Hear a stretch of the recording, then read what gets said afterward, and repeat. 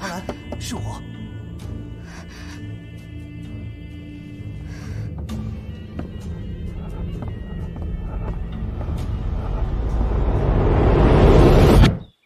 希尔什么情况？不是说好尽早退房的吗？再去催一下。好嘞。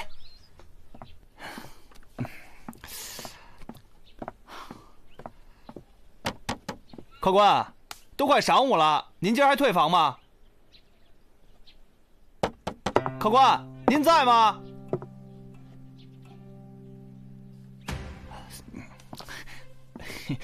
这间房已经订出去了，让他赶紧结账走人。我敲了半天了，里边没人应。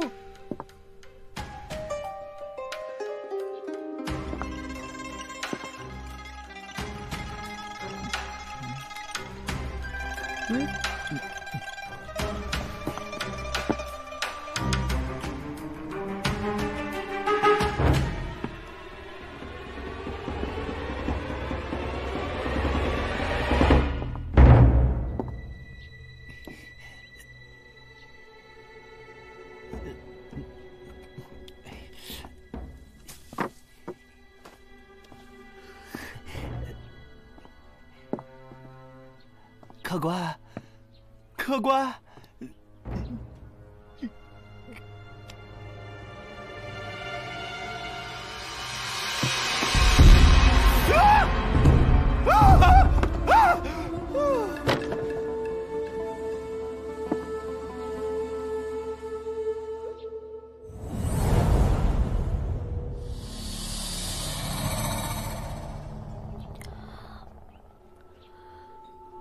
我以为他们是夫妻，就没多问。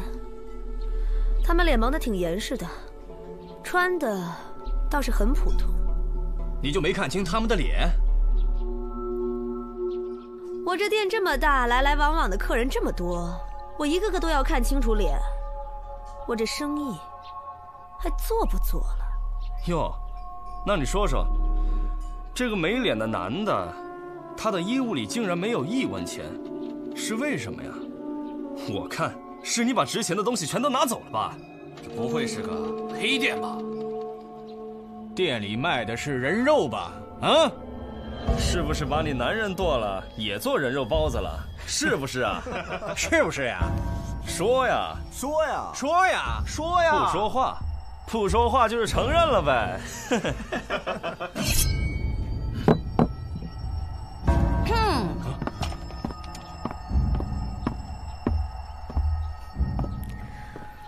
大理寺的案子何时轮到禁军插手了？啊？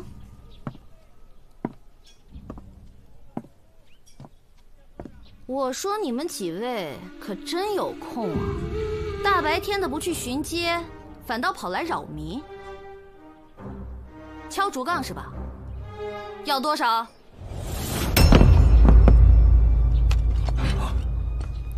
要多少？有多少？怎么回事？这么多人，干嘛呢？得罪了，得罪了，走，走。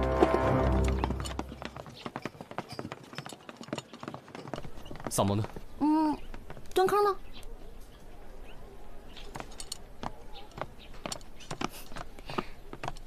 哎，他们要再敢找事儿，马上通知我。好呀。萨摩，快跟我走！啊，快点！什么案子啊？三品大夫唐东里的独生女失踪了。失踪啊？对，希尔可是个杀人案，脸皮都被人给剥下来了。那个案子先验完尸再说。唐大夫私下委托我们，今天无论如何要把阿兰姑娘找到。阿兰，你们说的是阿兰吗？昨天晚上那个男人说的就是阿兰。阿兰，昨天晚上，阿兰，一个蒙面男子过来敲门。阿兰，看打扮像个富家子弟。这房中的女子行迹也十分诡异。自打住进来，大门不出，二门不迈，不吃不喝的。昨天晚上我实在是好奇不过，就隔着门缝偷看，发现她正躲在屋子里化妆呢，脸色红肿，眼神凄怨，照镜子那个眼神啊，就像镜子里面是他的仇人一样，太瘆人了。直到昨晚，那蒙面的男人来找他，进屋以后就再也没出来。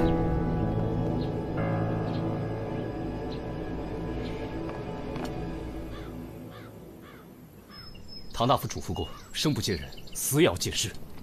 请。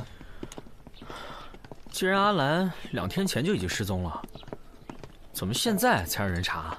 前2天唐家自己也在找人，他们不想张扬。要知道，跟阿兰定亲的可是文丽。嗯，文家公子啊？对啊，文家可是开过重臣，待会儿别乱说话啊。那天我们家来了点南国的鲜荔枝，我就说呀，让阿兰送去给文公尝尝，正好也看看他身体怎么样了。午时，他从文家出来，就此没有踏进这个家门。我让人查了，有人看见我们家的轿子从文家走了，再问就没有线索了。这唐姑娘的婚期是定在，本来说好是10天之后，文家传话说，文公的病啊快不行了，得有个红事冲冲喜，非要把喜宴提前。前天我去文家跑了一趟，老文呐，他眼睛都睁不开了，我能说个不字吗？那唐家有什么仇人吗？您觉得的，可能的，会不会是人家复仇啊？我平素为人耿直，得罪了谁也不一定。我想会是贼人绑架，但他们抓走了阿兰，总得有个目的呀。不管是求财还是报复，那总会让我们知道啊。这都整整2天了，一点线索也没有。既然是婚前绑走了唐姑娘，那莫非是她的仰慕者？胡说！我家阿兰温良贤淑，怎么会是那种招蜂引蝶的女子？我不是那意思。你家中可有唐姑娘的画像？有。你去拿来给官人看看。主人。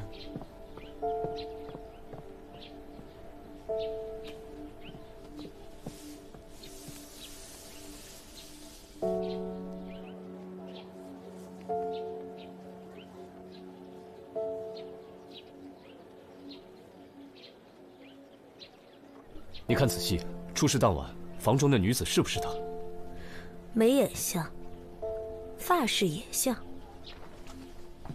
没错，就是她。有没有这种可能？这个阿兰不想嫁人，便把未婚夫约出来，谋杀、剥皮，然后逃跑。这个文大公子沉迷酒色，声名狼藉。阿兰因为这桩婚事心生忧虑，也正常。但是一个弱女子又出身书香门第，下手怎么会如此狠毒？一个弱女子逃不远，现在关键是先得搞清死者是谁。你们家主人呢？哦，我家主人重病缠身，不便见客。那你这是带我们去？文夫人在。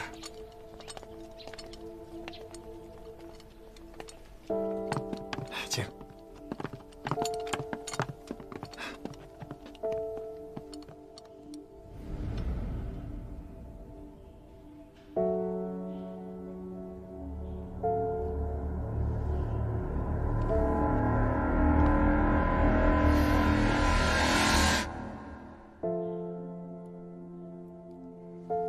请坐。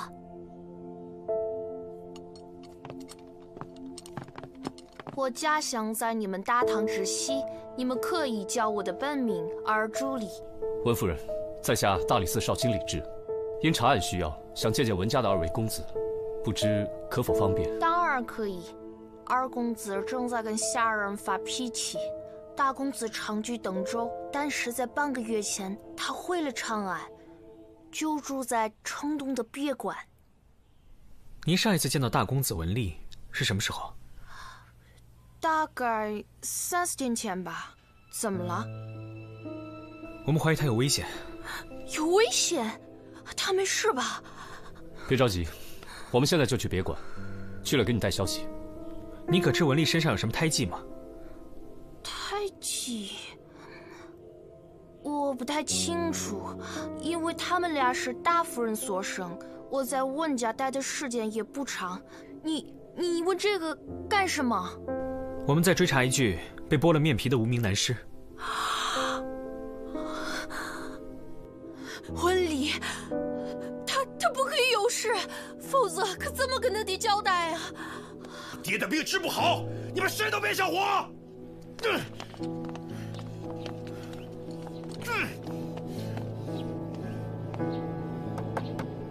文涵，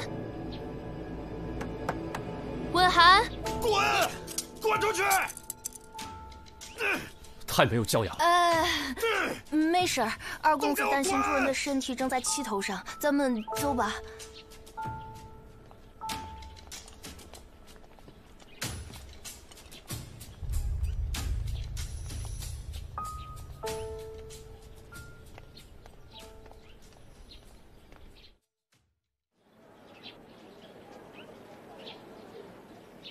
文公子，文公子，文公子，文公子，文公子！实在不行，我就翻墙进去。请问，你找谁？请问文公子还在吗？在啊。那还活着吗？我活着呀。啊？没关系，我这还会点外家功夫的，所以谁想杀我还费点劲呢。我们白担心一场，一会儿让三炮回去给文夫人报个信。尔朱离，我们刚去过文家，他一直担心你。是吗？你那小弟脾气可够暴躁的呀。他自幼学医，为人宽厚，最近也不知怎么了，风性大发，他把贴身侍女啊都赶跑了。绿桃从小跟着他，忠心耿耿，任劳任怨。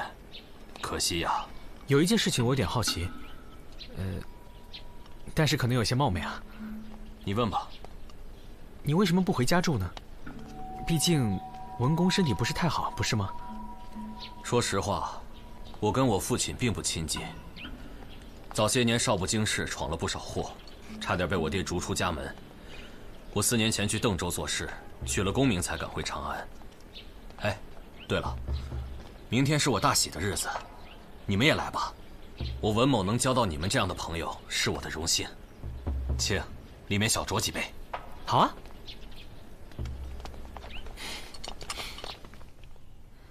死者后脑有伤，疑似撞击或是钝物重击，死亡的原因呢比较常见。但是这种剥皮手法却是匪夷所思，精彩绝伦呐！你看，死者的脸上神经萎缩，血液凝固，双颊与颈部有麻药的残留，说明凶手在动手之前……哎，少来！说明凶手在动手之前先用麻药敷脸，麻痹的神经再用冰敷，待血液迅速凝结之后立马下刀，在血液恢复液态之前切下面皮，刀口整齐，脉络清晰，下刀稳准狠，技法如神，佩服啊，佩服啊！长安城能做这件事的有几人？闻所未闻。再想想，仔细的想想。如果你肯牺牲自己，让我做一次活体实验，说不定我可以。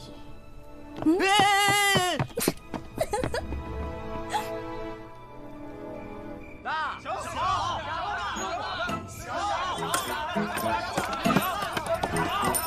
来，定一组，开小。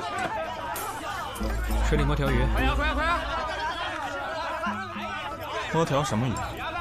食特别足的鱼，手里拿了个偷来的钱袋，是条滑溜鱼。赵猫儿今天买酒阔气得很，还跟我东家打听哪儿脱手和田玉价高。滑溜鱼，滑溜得很，混坝子口那块地儿的。带我下水。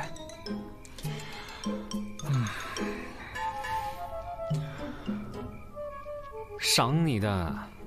他不是犯了什么案子吧？杀人案，你信不？不信。就赵猫那个胆子，最多偷个钱袋子，你让他杀只鸡，哭给你看。哎，我钱袋呢？啊，李少卿，没事儿，你跟四娘这么熟，她不会杀你的。谢谢紫苏姑娘。我们再去趟唐家。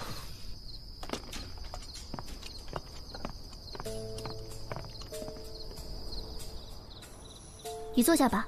是。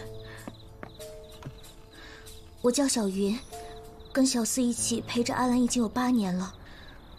可是小四那天和阿兰出去之后，也没再回来。你不要害怕，跟我们说一下，有哪些人对唐阿兰还有心思？我知道一些。和阿兰有婚约的是文家大公子，可是文家二公子也在追求阿兰。文涵。是。二公子给阿兰画过很多画，还买了香猫眼的发簪，都是让我带给阿兰的。2个人时常有书信往来，吟诗作对，所以我感觉阿兰也喜欢二公子。每次提起与文大公子的婚约，都会泣不成声。你这是帮了大忙了。奴婢不敢。怎么了？主人说阿兰大婚之前回不来，我们都得挨板子。什么？主人还说，总之这门亲事不能出错，不能推迟。如果出了岔子，非但误杀，连命都保不住了。文家人真的得罪不起，2位官人可一定要为我们做主啊！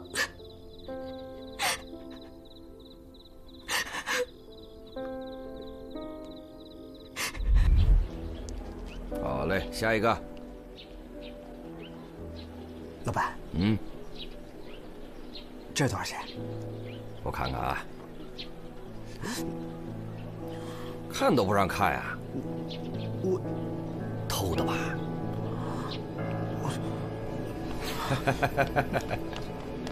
哎，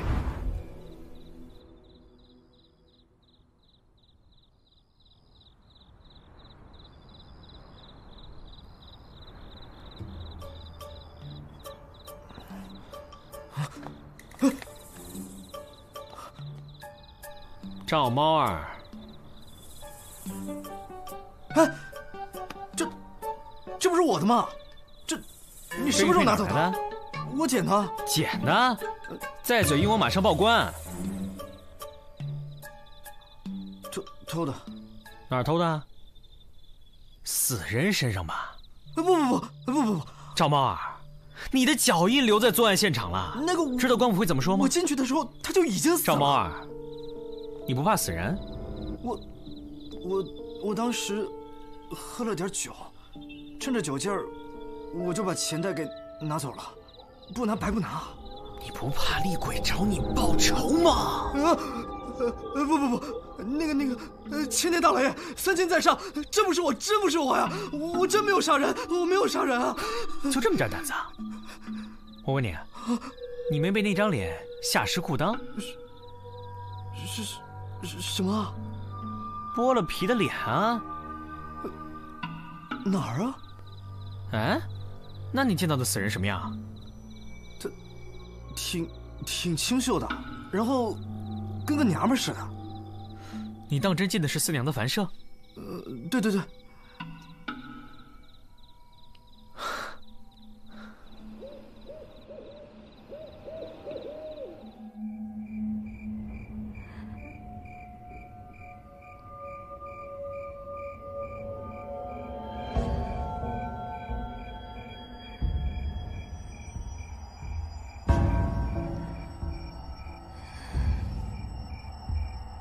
明天就是大婚了，你就乖乖听话。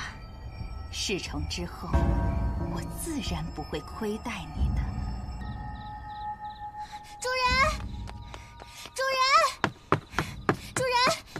快开门啊！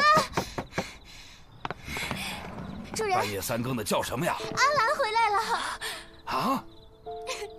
阿兰回来了！快！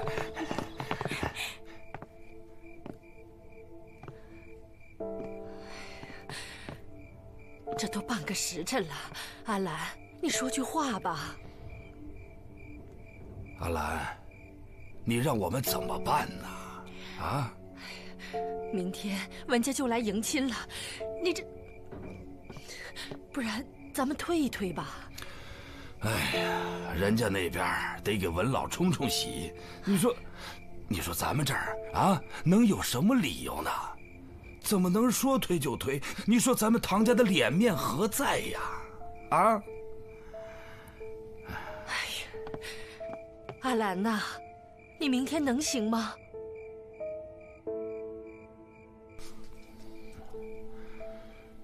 你看，我觉得呀，阿兰心里边喜欢文公子，这也都申了，不然就歇歇吧，好生服侍啊。是，主人慢走。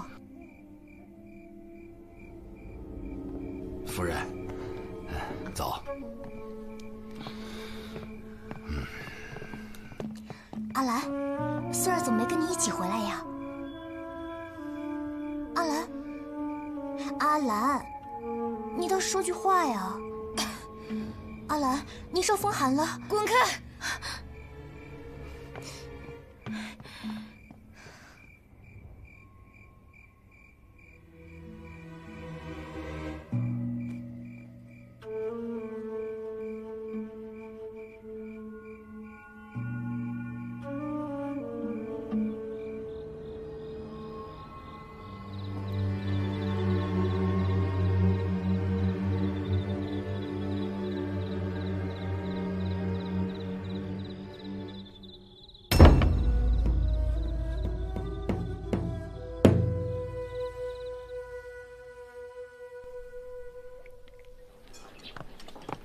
萨摩，来壶酒。阿兰昨晚回家了，下午在文家摆婚宴，咱们去吗？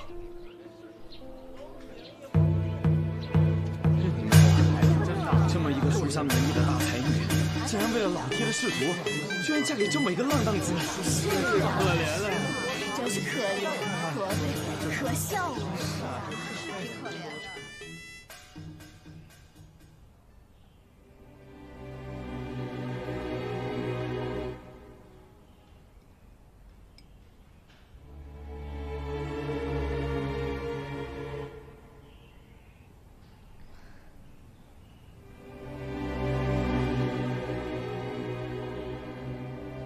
好热，怎么这么热？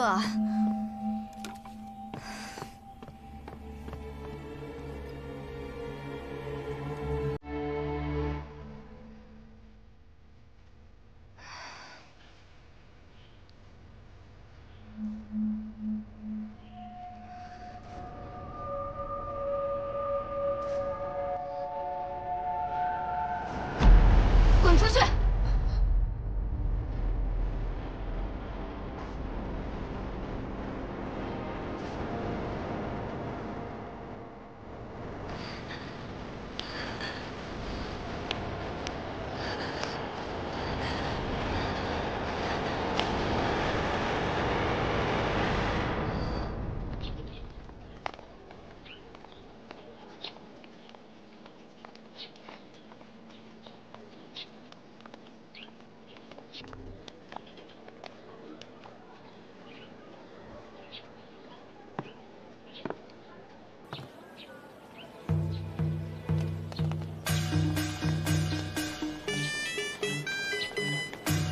文家的实力，这婚礼的排场也太小了吧？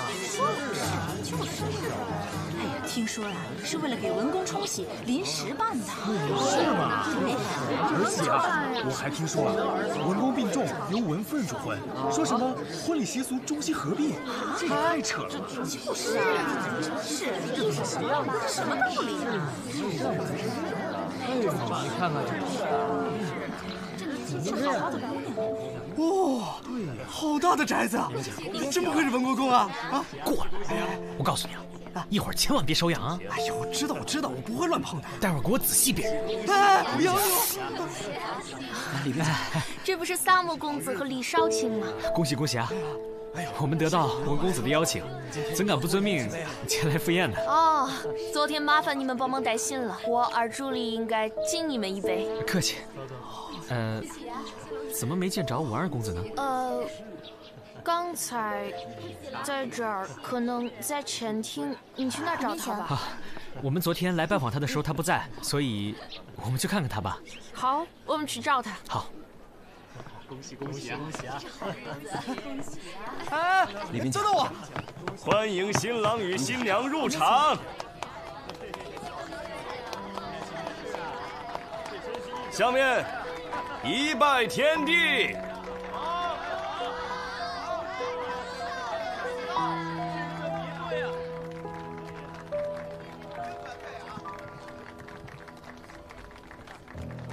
二拜高堂。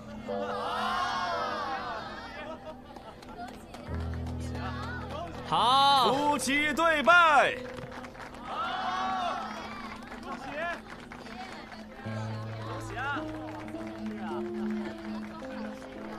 哎，赵毛二呢？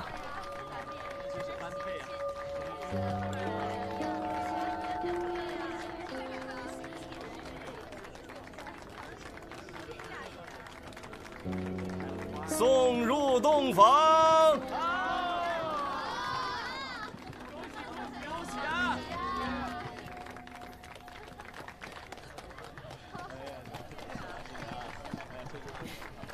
好，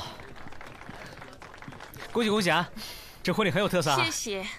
以后如果你结婚，我也给你办一个。啊？不好了，不好了！二公子的马在外面发了疯，又乱踢又乱撞的。怎么出这个人啊？会闹出人命吗？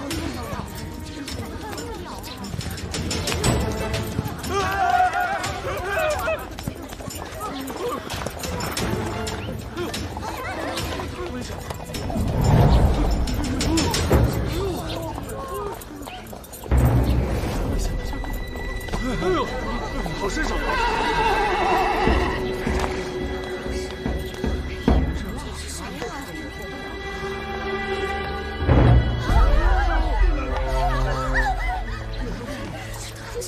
去。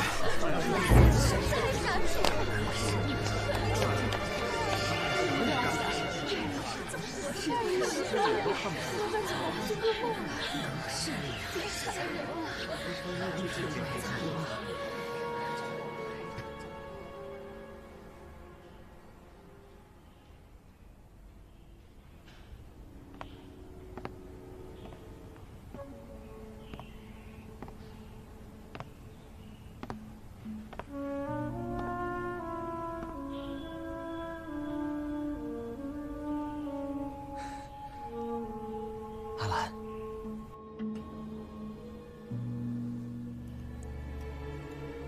阿兰，让我看看你。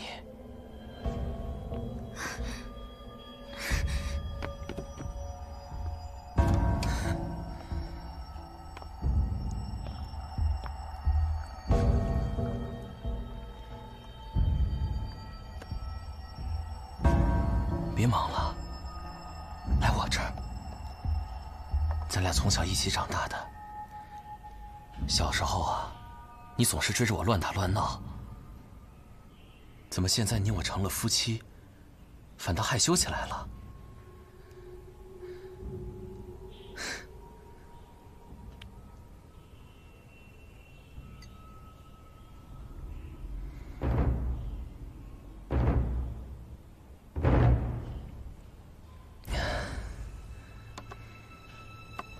阿兰，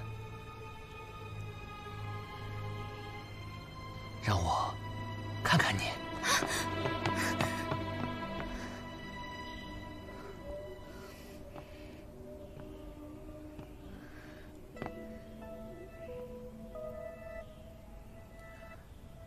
你怕我？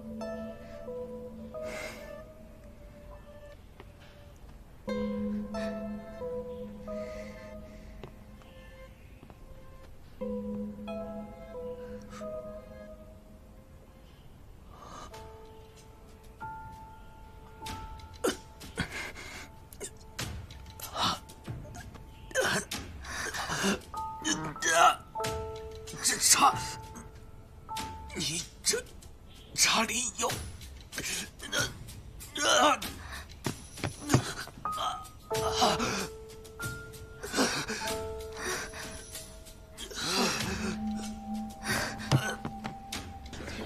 刚才死的那个不是文涵，那是谁？只是个替死鬼罢了。真正的文涵已经死在凡社了。你怎么知道？他的玉佩和钱袋是赵猫儿偷的。他当时潜入房间的时候，尸体还没被剥下脸皮。结合出入时间和验尸的结果，可以断定，死者必是文涵无疑。也就是说，之后又有人偷偷潜入了房间，把文涵的脸剥了下来。你听说过巫蛊换头术吗？那只是传说吧。对于身量相当的人来说，只要稍微改变一下面容，就可以达到以假乱真的效果。你是说，昨天我们见到的那个文涵，只是一个冒牌货？这样既可以除掉文涵，又可以洗清自己的嫌疑，真是一计高招。我问过唐家的侍女，她说文涵和阿兰有过旧情。什么？此事若已被文丽得知的话，会不会借了阿兰之口，将文涵约出来，然后设计害死他呢？我们得马上回去。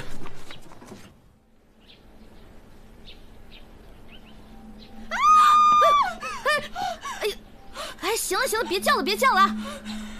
你真的应该好好的感谢我，帮你把那块皮给你扯下来。那个什么西域的易容术，纯粹就是骗人的玩意儿。难道你没有发现你的脸已经开始溃烂了吗？再过几天啊，你就会感染而死。要不是我啊，及时的给你用药，说不定你还等不到那一天呢。你不知道自己中毒了？你喝的茶里面有山茄散。他说，只要我乖乖听话，他就放我自由。他为什么要对我下毒啊？他是谁？他是尔朱离，这场画皮大戏的幕后元凶。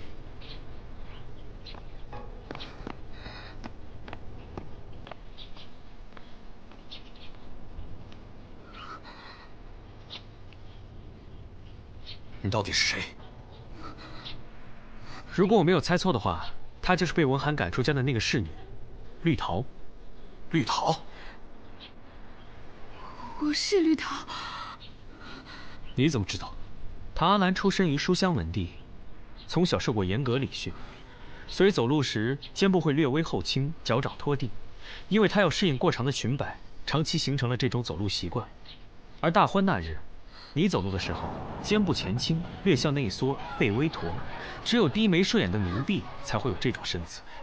随后从正门到前厅，再到洞房，你都熟门熟路，所以你一定是文府的奴婢。而这一天，文府的婢女好像只少了一个，那便是绿桃。那他为什么会赶你走啊？文涵，滚呐！文涵为人宽厚，性格沉稳。当他得知自己的意中人即将嫁给自己哥哥的时候，彻夜难眠。而你作为一个奴婢，劝他放手，激怒了他，所以被赶出文府。因为他心气儿高，不想让一个下人说三道四。可是他的心里只有唐阿兰。可是我爱他呀，我只是不想让他受伤。我知道我配不上文公子，可我……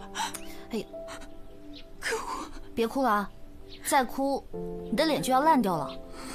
而朱离正是利用了你对文涵之情，骗你说西域的易容术可以把你变成唐阿兰，从此你和文涵就远走高飞。原本是这么打算的，可是事情并没有我想的那么顺利。这你也相信啊？换脸之后，你约文涵在凡社见面，打算私奔，可你没想到手术并没有成功，被他看出破绽，于是你痛下毒手，杀人灭口。那是一场意外。二公子他要找我见官，我情急之下随手一推，磕了他的后脑。我不是故意的，二公子。而朱离剥下了唐阿兰的面皮换给你，随后再剥下文涵的面皮换给了唐阿兰失踪的书童，让他冒充文涵。所以之前我们看到的文涵其实就是那个书童。而朱离借书童掩人耳目之后，又伪装金马失控，杀出了灭口，高手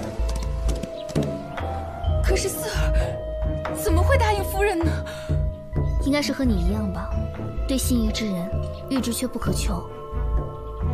书童暗恋小姐，丫鬟暗恋公子，为这点事就杀人，什么世道？夫人，他现在在哪儿？已经抓住了。多亏了赵猫儿。好。夫妻对拜。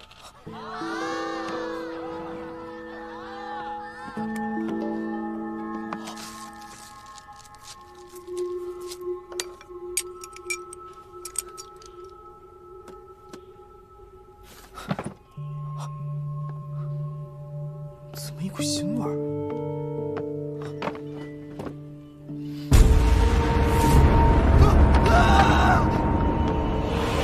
那应该是唐阿兰的尸体。我有罪，可是夫人说她会帮我收拾残局的。你傻呀，他是在利用你，他还想杀你灭口呢。这尔朱离杀了3个人，到底想干什么？文公子，哎，文公子，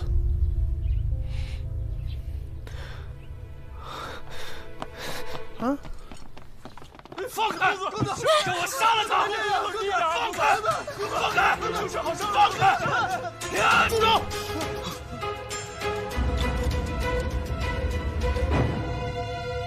让他杀！我尔朱离不能跟心爱的人长相厮守，如果能死在他的手里，也是很好的。啊！文丽，你敢承认吗？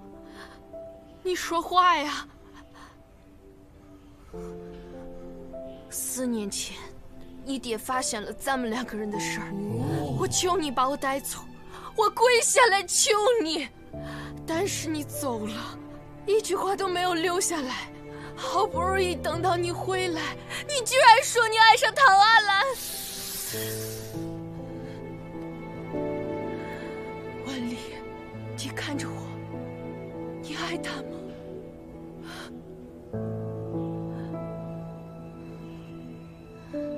爱不爱有什么关系？我娶的人永远不会是你。为什么？因为他是家世清白、性情贤淑，能当温家好主母。你以为叫绿桃假扮阿兰下毒，我就可以改变对他的印象？你错了。即使我不娶唐阿兰，也不会跟你在一起。但是他们不懂你，只有我最懂你。毒妇，蛇蝎心肠，你为了自己的私利，你到底要害死多少人？温丽，他快不行了，所有的财产都是你的，是我们的，我们可以长相厮守，一起过无忧无虑的日子。多么吗你！我今天就杀了你！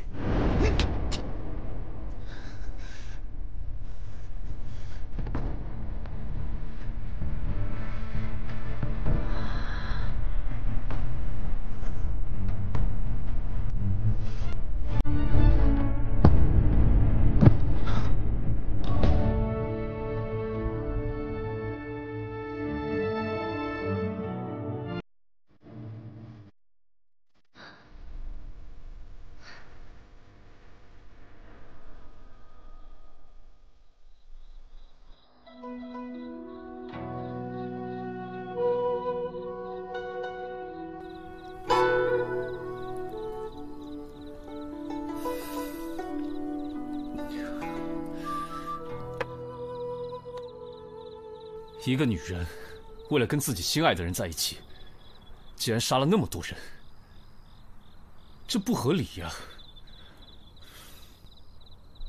有什么不合理的？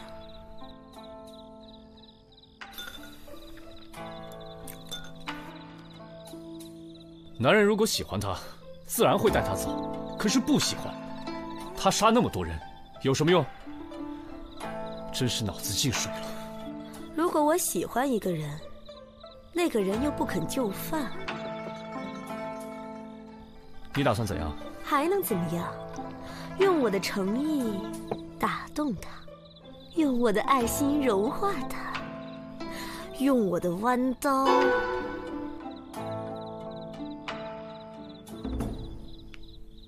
切牛肉给他吃。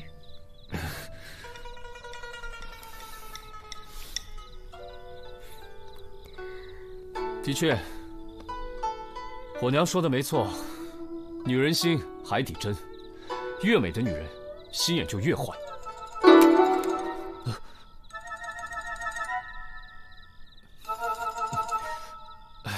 你看，你心眼那么好，所以咱们才能继续做朋友嘛。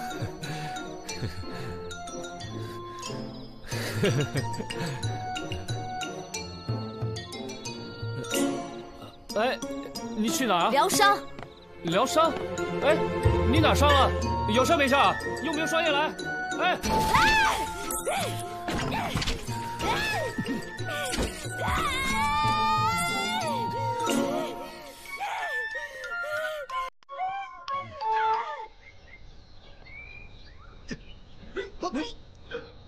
这都什么时辰了？吴大当家的怎么还不来这里？大概是睡过头了吧？啊？不会吧？好像南哥已经去请了。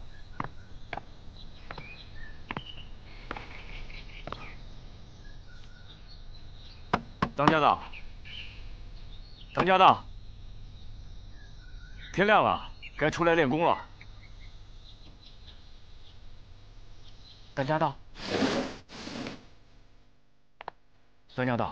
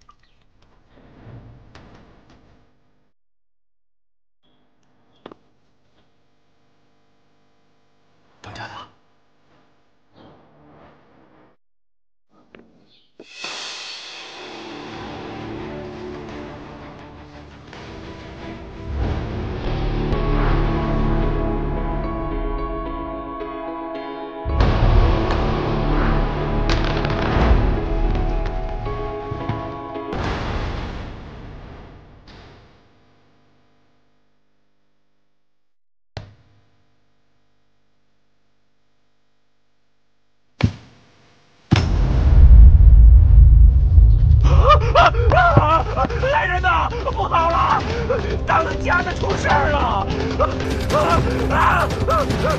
来人呐！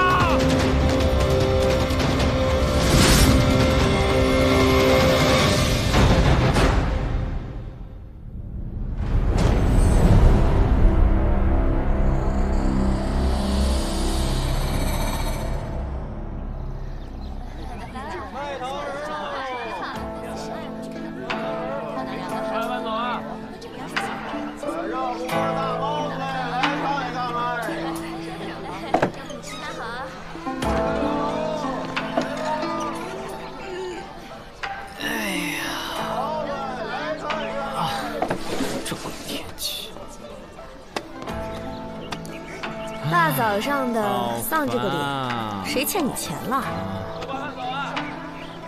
每天晚睡早起，干不完的活比驴还累。累就抽一袋呗。不良嗜好。不良嗜好，架不住老娘乐意呀。到底怎么了？还不是因为这帮无聊的官差，揪着别人的小小嗜好不放。上街变个戏法，观众被吓晕，能怪我啊？搞得我现在在长安城也不能自由出入了。那就好好干活。干着呢，老板娘。钱没赚着，还落一案底，倒霉。找李治了？切，他铁面无私又小气，怎么可能帮我？你帮了他那么多次，就这点事儿，他随便打个招呼就能消了。好，那就找他。想到他那得意洋洋的鬼样子就烦。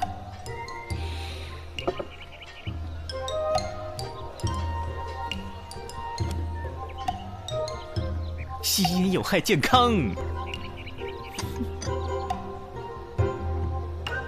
老娘抽水烟。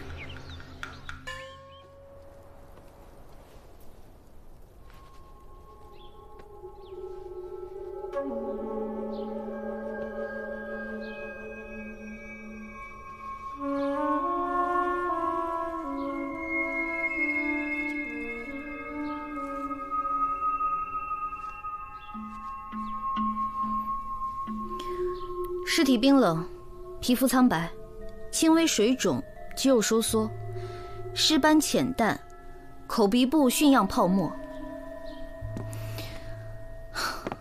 没错，可以确认这个武士是溺死的。溺死？你看，尸体的手掌和脚部出现肿胀，但无擦伤，死前没有剧烈挣扎。有意思。能够确定他具体的死亡时间吗？根据尸斑判断，死亡时间应该是在午夜的子时到丑时。可是我从来没有看到过有人可以凭空溺死，这一点就很奇怪了。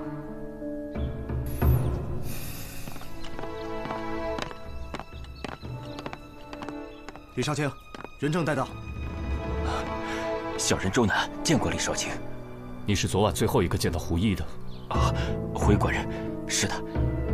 昨晚是我伺候当家的睡下后离开的。当时什么时辰？是夜里子时。昨晚可有什么异常吗？没有。除了昨晚当家的有一点暴躁。暴躁？对，其实这几日当家的都有一些暴躁，也不知道是谁得罪了他。后来早上也是你发现了尸体？是的，当家的要我每天早上喊他起来练功，大家一起练。平时我在门外一喊他，他就会应一声。可是今天我喊了很久都没有应我，所以我就推门进来了。我才发现他被淹死在床上了。你怎么知道他是淹死的？他那个样子还不明显吗？我从小在河边长大的，服饰也见过不少，就是他这个样子的。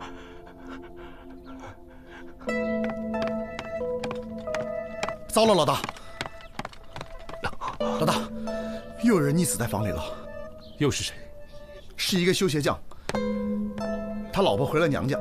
结果今天早上回来的时候，发现她丈夫已经死在床上了，而且民间有个传言，什么？说这是龙王之怒，因为今年长安城里有人对龙王不敬，所以……什么乱七八糟的？老大，你有所不知啊，这自古就有八水绕长安这一说。这八水指的是渭、荆、风、涝、豫、浩、阐、灞这8条河流。他们在长安城4周川流，而最终都汇入黄河。这长安城的气运自古都与水息息相关。为了百姓安居乐业，陛下每年都要斋戒7天，来供奉这8水中的龙王，让他们庇佑百姓。那这龙王怎么又会发怒呢？可是今年呢，在陛下斋戒到第6天的时候，出了怪事儿。忽然大雨滂沱，水排不出去，可真是大水冲了龙王庙。陛下不得已终止了斋戒，回到了宫里。后来民间就开始有传闻，说有2位龙王没有被供奉到，怕是要迁怒了百姓。三炮，怎么总是口无遮拦？老大，那现在我们该怎么办啊？我和双叶在这里继续看看有什么线索。你让萨摩和紫苏和你一起去鞋匠家。是。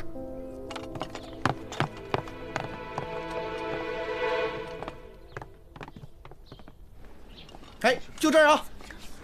大概就是这样。现在民间流言四起，棘手得很，咱们还是赶紧破案吧。我明白了，你是说这2起案件是同时发生的？很有可能啊，但是没有办法准确的预估他们的死亡时间，所以说不准。我看这家的房子附近地势挺平坦的，不可能是引水进来把它淹死，再把水引走，没有水源聚集地啊。而且这房子背靠青山，前有暗山，中有明堂，按说风水不错呀。那姑且就像你说的那样，通过引水来把他给杀了。可房中只有床褥有水，其他家具都没有被水泡过的痕迹。这是怎么做到的呢？我们觉得是有人把他在水里溺死之后再放到床上，所以只有床上有水。你们在这儿聊什么呢？进去看现场。走吧。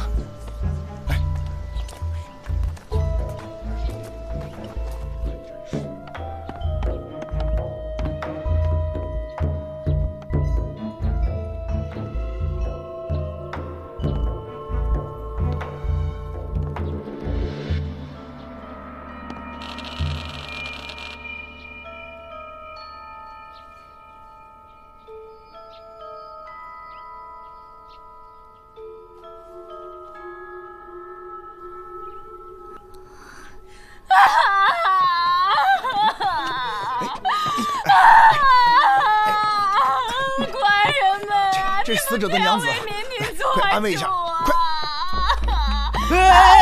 像狗死的人啊！大嫂，有话好好说，怎么了？都是他得罪了龙王，才造此祸事啊！他怎么得罪龙王了？前些天，他因为提了钱跟人起冲突，那小子休闲不给钱，我相公追到河边，没想到那小子为了赖账，竟然跳小河游走了。我相公气不过，骂了几句龙王不长眼，没想到龙王就怒地派了下笔那龙王淹死我相公。你太草率了！为妻这就供奉哪吒三太子，今天明天将为你报仇雪恨。那你有看清楚那个跳河的小子是谁吗？不清楚啊！听说他是武行的人。武行？会不会和那个胡毅有什么关系啊？就是胡毅的小跟班，我听人说过。胡毅。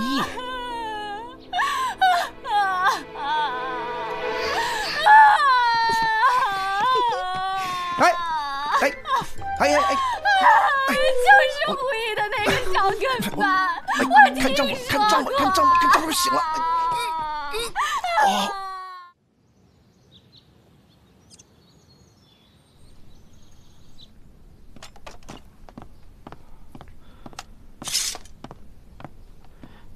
哎，帮我个小忙呗。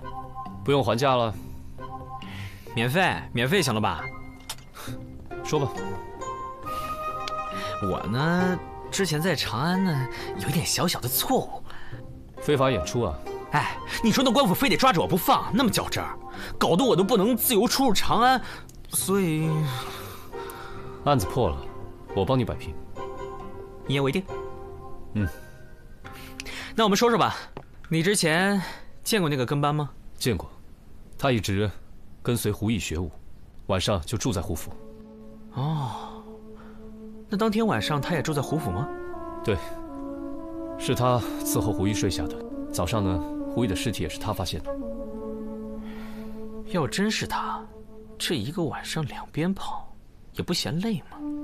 所以这个人呐，还得信命，命当如此，想逃你都逃不了啊！可我听说胡大当家之前请大师打过卦，还请了护身符随身带着，合着这都白请了。何止呀！你们知道胡毅为什么叫胡毅吗？为什么呀？他本身呢是个耍大刀的，因为他命里缺水，所以听了算命先生的，把名字改为毅，就成了胡毅了。哦，你们刚刚说的都是真的吗？当然是真的了。这个胡武师啊，之前有人说过他八字轻，后来他不信，结果啊总遇到这些个邪门的事儿。后来他找算命先生算。算命先生说他八字奇特，好像叫什么什么格来着，他命里缺什么，但是又怕什么，总之是跟水过不去，所以最后还是死于水中了，敌不过命啊！哎，练吧，练吧，走吧，走吧。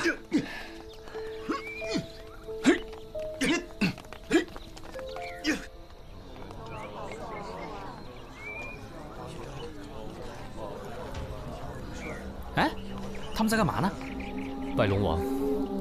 看来之前水冲龙王庙之事余波未了，明月左右啊，龙王保佑啊！哎，大哥，你们这是在干嘛？这你都不知道啊？最近长安城里刚死了2个人，好像都是被龙王给淹死的。那和你们有什么关系啊？大水冲了龙王庙，我们怕龙王迁怒，得赶紧献上祭品，以保周全呐。什么人在做这些事？哎，这么大的祭拜仪式都是长安城那些大富人家出钱安排的，反正我们这些小老百姓就跟着做就好了。哎，快，跟我们一起拜拜。不用了。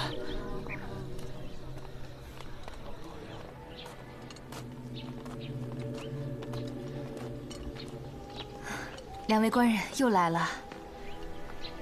我们还想再了解一些情况。该说的都说了，都是命。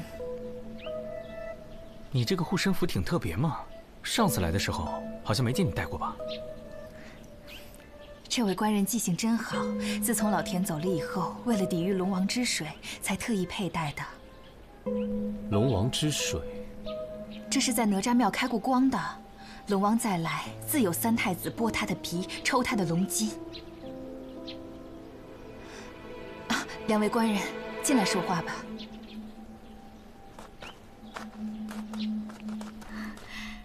快请进，快请进。哟，你们家这，哇塞，多了这么多好玩意儿啊！这是长安城的妇人送来的，跟我非亲非故，真是大善人呐。听说我们家遭到了龙王的惩罚，所以送来了一些东西，说是慰问家里，给我减轻些生活负担，还送来了一些辟邪的器物呢。真是人傻钱多不，我是说心地善良。你说这大善人咋也不救济我啊？哎，对了，这个大善人是谁啊？就是富甲一方的吴洪熙大善人呀。难得这么有钱的人接挂我们如此穷苦的百姓呢。我去倒茶，你们坐。不着急啊。哎呀，这个大善人可真是大慈大悲啊，菩萨心肠。不想撤案底了是不是？哎，这边取刑检啊！感谢啊！恭喜！感谢上光。哎，这么多人，不会是在开仓放粮吧？过去看看。好啊，反正我又不用下案底。哎，知道了，用得着管我吗？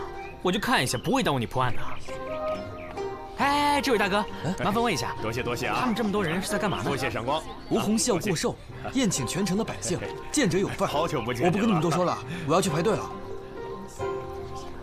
又是这个吴洪熙，真是大好人呐！2位来到门前就是客人啊！一看2位气宇不凡，风姿潇洒，若不嫌弃，请2位进府喝杯清茶。不用了，我们还有要事在身，就不能不给面子。行。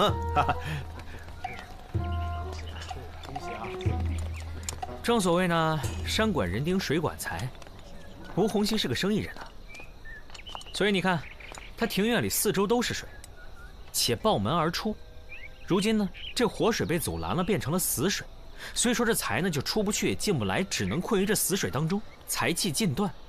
你看池水都变黑了，想必呢是近日的传闻。吴洪熙怕这么大的池子容易招来水的祸事，所以把这活水都给阻断了。吴洪熙还信这些？不懂了吧？现在这有钱人呐，都相信什么财运呐、风水啊什么的。哎，你看像我，穷光蛋一个。我哪还有心思顾及那些啊？不过，我原来一到没钱的时候啊，就专门到这些有钱人家去看风水，给他们随便摆摆布局什么的，就能很赚一大笔。反正他们钱多了也没出事。2位贵宾久等了，请在此贵宾名册上留下您的姓名，明日送到。他叫李志，哎，到时候一起来啊。不来，区区商贾，他也配？哼，没事别在意啊。他那人就那样，我叫萨摩多罗，萨摩多罗，千万别写错了啊！放心吧，明日一早送到凡社。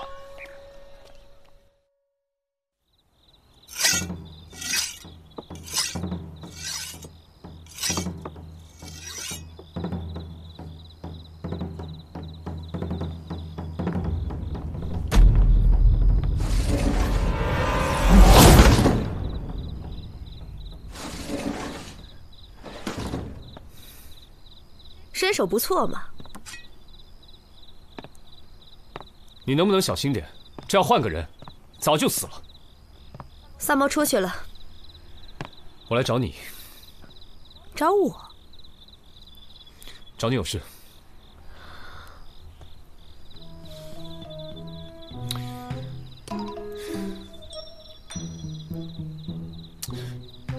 这个案子，萨摩说免费。他说免，我可没说免。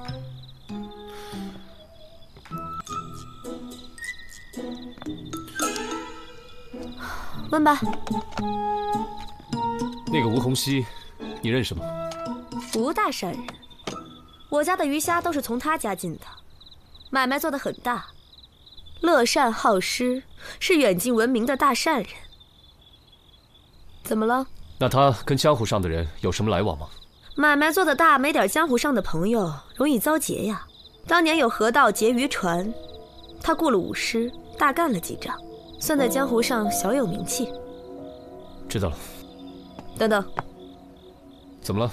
萨摩的案底，放心吧，包我身上。我希望你不要笑。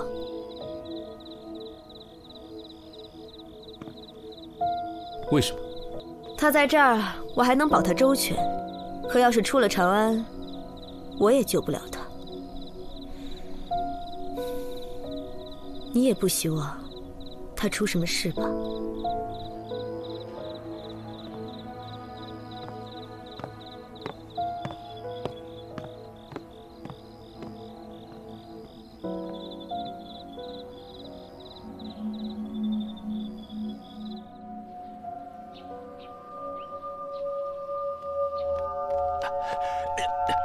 官人，官人，哎，官人，我可什么都没做呀！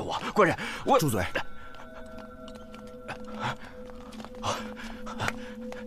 小人见过官人。三胖，这怎么回事？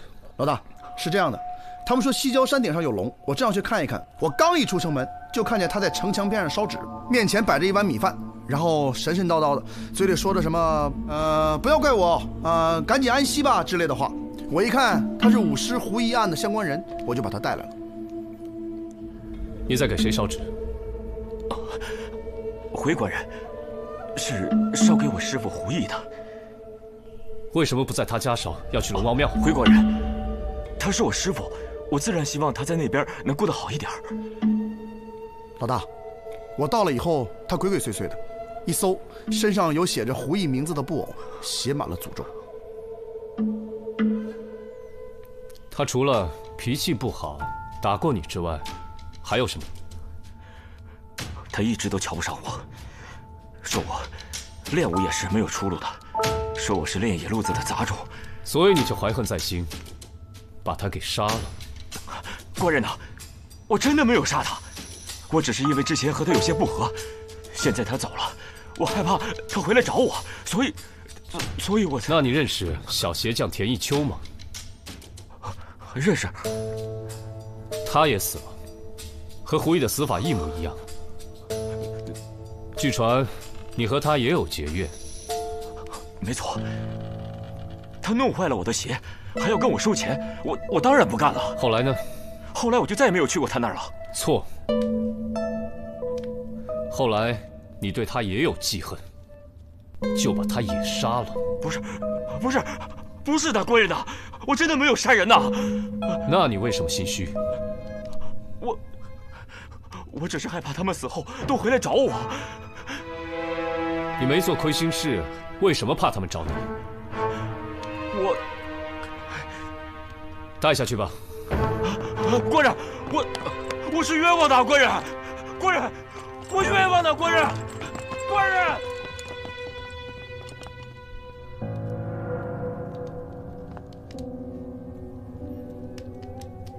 现在就说周南是凶手，会不会太草率？怎么了？胡毅跟田一秋都死在同一个晚上，而且死亡时间也相差无几。如果凶手真是周南的话，他怎么可能在同一时间，在两个相隔甚远的地方，杀死两个健壮的男子呢？如果有同伙的话，那也不难做到。所以就需要我们再详细的调查一下。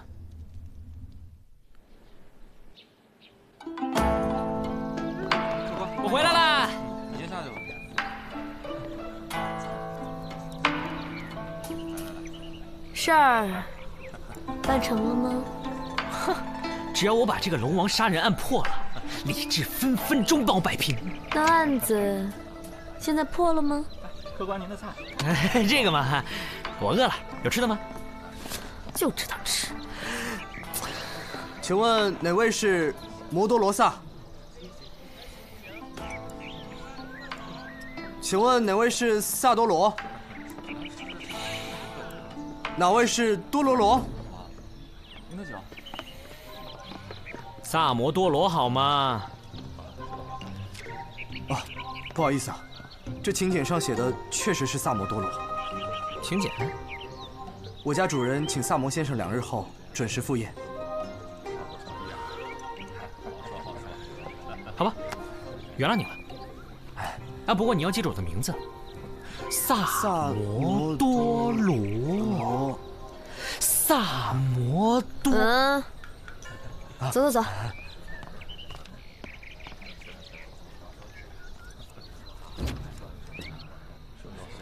您收好。公子，里面请，请。里面请。您请。请，请。当心脚下啊！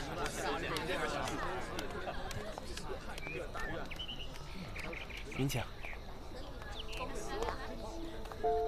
哎，你们这儿的风水很特别啊！哦，主人请风水先生过来看过，说是财要旺就得这样摆，这样的话吴府的财运才会源源不断。哼。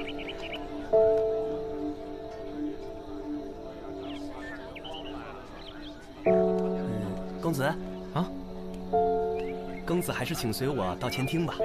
今天晚上主人可是准备了全鱼宴呢。怎么不是烧鸡啊？哎，有没有烤羊烤鸭？我昨天又去了一趟吴洪熙的府上，你猜怎么着？撑着你了。只回答对了一半。案子能到这程度，没工夫听你在这瞎扯。哎，老大，查到了。查到什么了？这个周南啊，因为从小在水边生活，所以他水性极好。切，水性不好，敢跳到河里去游泳啊？你别打岔啊！而且有人看到啊，他总在河里游泳，几乎每天都不间断，冬天都敢往冰河里跳。接着说。他对这2个人如果积怨很深的话，他可以给这2个人下蒙汗药，然后把他们2个拖到水中溺死之后，再拖回床上。这会儿呢，药效也过去了，尸检也检不出什么。这样等到第2天早上，有人发现，这不就完了吗？这个胡毅的起居啊，每天是这个周南来照顾。这个田一秋呢，娘子又回了家，所以只剩他独身一人，所以杀他呢，也并非什么难事。怎么这种眼神看我？是不是觉得我很棒？走吧，陪我再去一趟胡府。我呢？你去找一趟双叶，帮我打听个事儿。什么事儿？你不是很棒吗？你猜啊。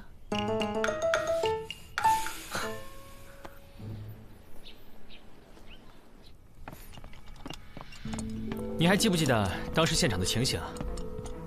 大致记得。当时是不是水积满他的被褥，连床边的地上也有水？没错。那除了床边，其他的地方都完全没有水渍。你当日没有来，怎么记得这么清楚？因为鞋匠田一秋家的状况也是一样的。死者应该不是被杀死之后又带回现场。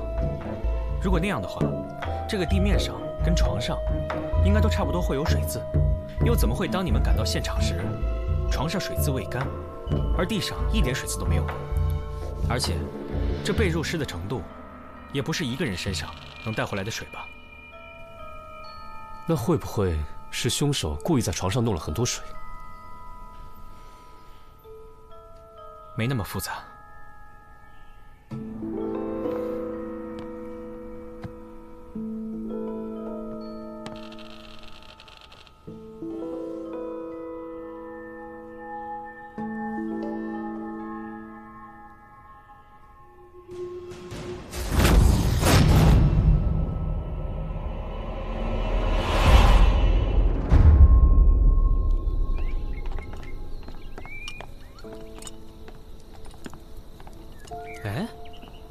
怎么，刚进来时我没有注意，这里的风水也被人改变了。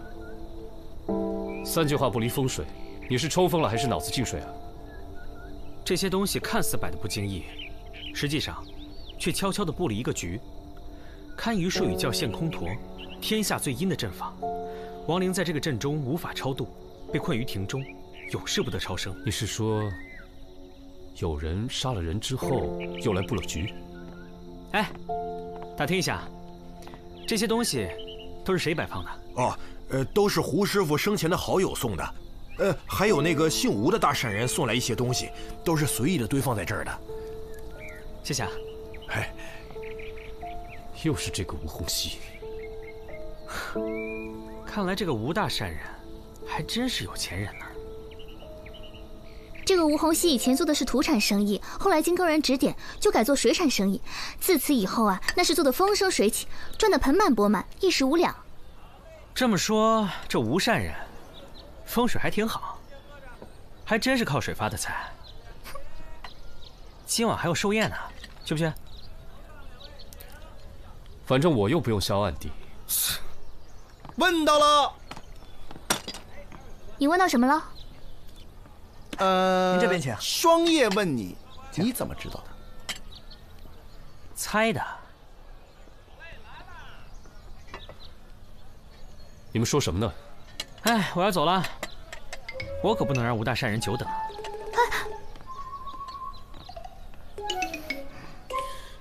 哎，说什么呢？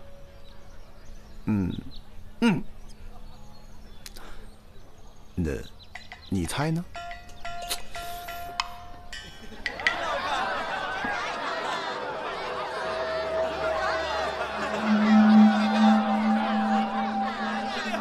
哎呦，真厉害！这么热的天，从哪儿弄来的大冰块？可不是嘛，大人，大户人家真会享受。这季节的冰块比黄金还贵呢。哎呀，走，往那边看。恭喜吴大善人！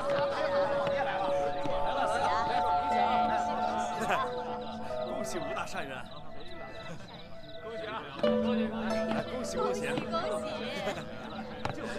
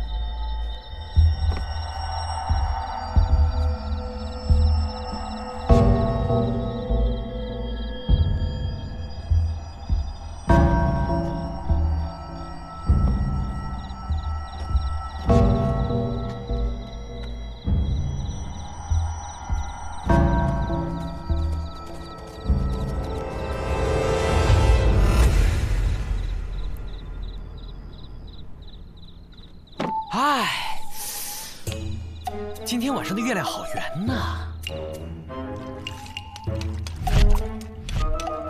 哎，我是客人，你们就这么对待客人啊？来人呐！救命啊！有僵尸啊！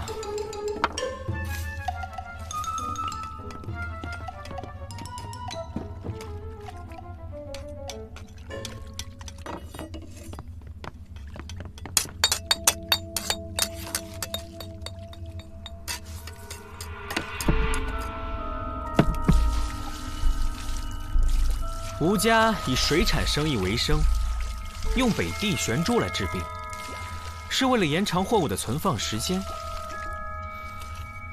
可那两个人又不是你们的货物喽。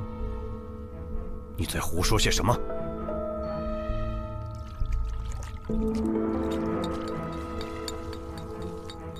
所以所谓的龙王之怒只是个幌子。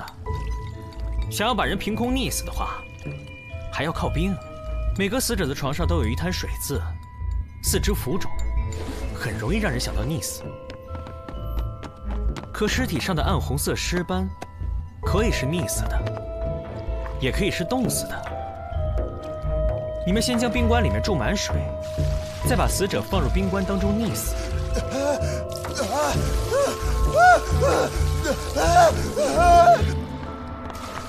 然后你们就离开了。冰化之后，自然床上只会留下一滩水渍，看上去就像是龙王的诅咒。起初我想不通，带着能把人装进去的大冰棺走来走去的话，不是很引人注目吗？可是如果是冰板就不同了，你们只需要把冰板带到死者的家中，然后在连接的地方倒上冰水，冰板很快就可以组装成一个大冰柜。再加上死者都是一个人在家中，很难有人发现你们的踪迹哦。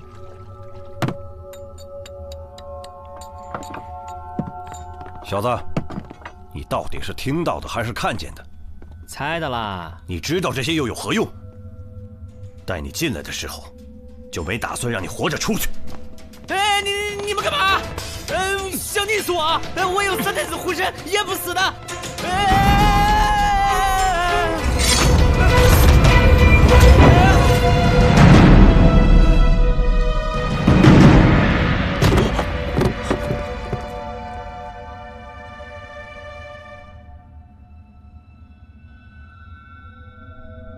哎，干嘛装模作样耍那个帅啊？还不快来救我啊！命都要没了，话还那么多。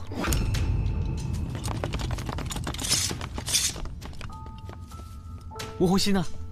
已经被我抓住了。他刚见我带人来，一脸惊慌，没逼问2句，立马就招了。带走。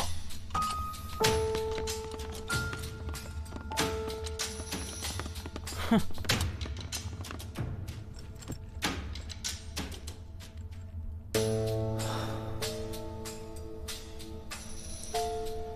命中5行缺水，高人给我看过，帮我改名洪熙，意在天水。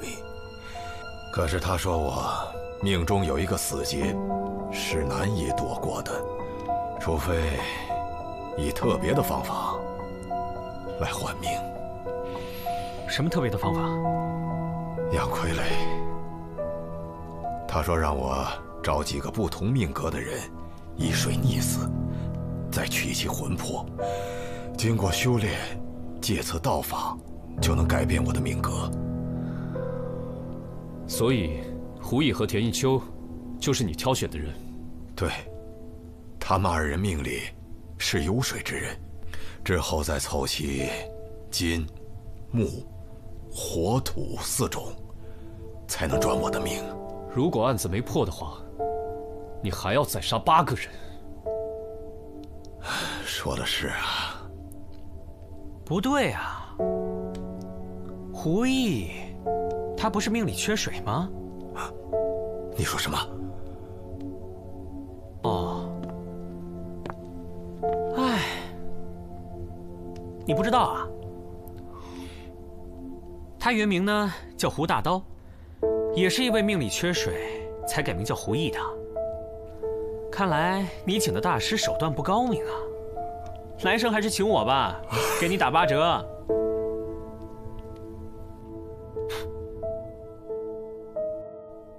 你上次说哪几个东西是局啊？这个，那边那假山，还有那个东西，还有门口那棵老槐树。三炮。是。你怎么会突然想到来破坏这个阵法？那些死者，总不能让他们的亡灵一直困于此地吧？你还相信这些啊？你是抽风了还是脑子进水啊？好好说话。等会儿。之前说好的，案子破了，那我早就给你解决了。好，算我欠你个人情。2个。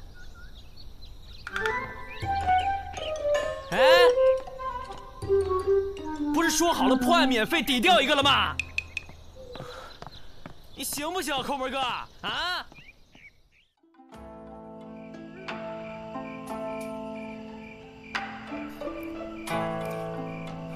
伙计，酒没了。来了。你怎么还没睡啊？客人都没睡，我怎么敢睡呀？来，我私人的珍藏，古井烧春，酿造3年，窖藏5年，真的是好酒，怎么喝都不上头。算了，烧刀子就行。您的好酒，我喝不起。免费送你。那更不能喝了。为什么？您的案底，我是真消不了。我有什么案底？什么案底？你说清楚。人证、物证有吗？说清楚，我马上跟你走。你急什么呀？我什么时候说要抓你了？李少卿，咱们相识这么久了，我的为人，你应该很清楚了。当然，承蒙你和萨摩鼎力相助，才让大理寺屡破大案，名震朝野。只是这朝堂之上，会有些微词。他们说我什么？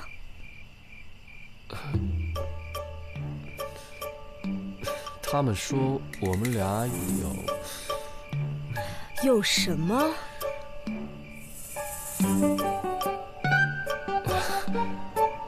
不提也罢。你给我说明白了啊！不说明白，你今晚别想走。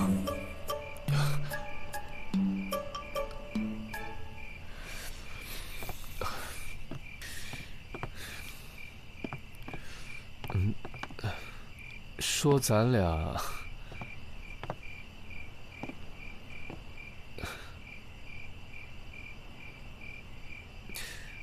有私情。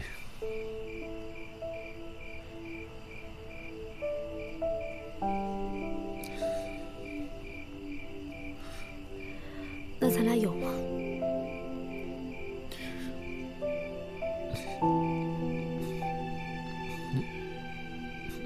没有吧？那你有吗？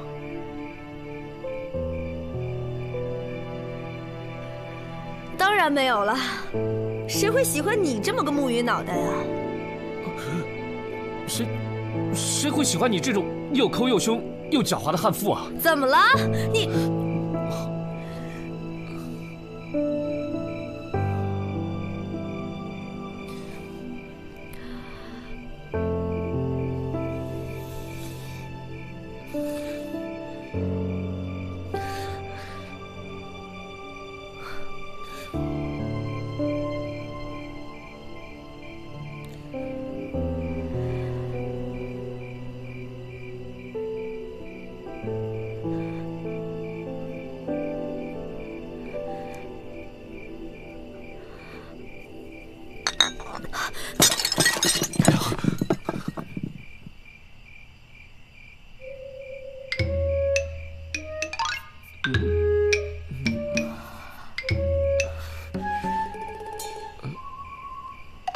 这个你碰掉的，不，那个我下月领了薪水，我一定会还。